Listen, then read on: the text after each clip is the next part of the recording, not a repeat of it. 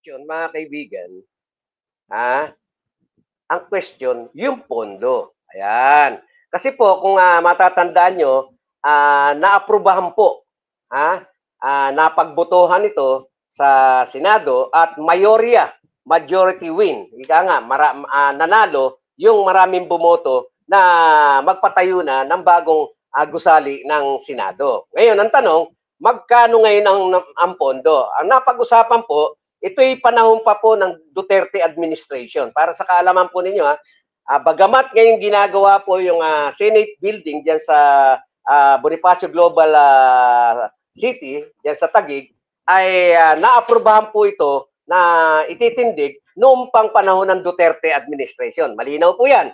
Hindi po sa panahon ni Pangulong Bongbong Marcos, kundi naaprubahan ito ng mga senador noong panahon ng Duterte administration noong 2017. Ayan. 2017 pa po ito nung maaprubahan. At ito po ay may pondo na gagamitin o pambibili ng materyales sa mga kontratista na may pondong 8.9 billion. Ayan.